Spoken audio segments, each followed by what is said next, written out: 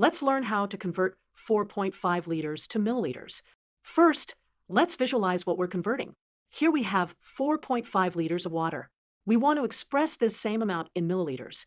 To make this conversion, we need to know the relationship between liters and milliliters. 1 liter equals 1,000 milliliters. This is our conversion factor. Let's think about what this means.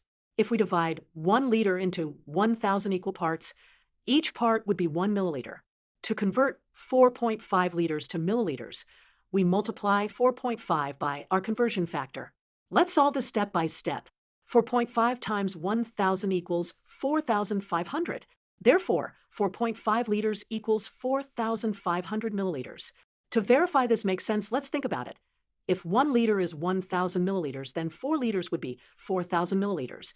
And another half liter would add 500 milliliters, giving us our total of 4,500 milliliters. Remember, when converting from liters to milliliters, we multiply by 1,000 because milli means 1,000th, so there are 1,000 milliliters in 1 liter.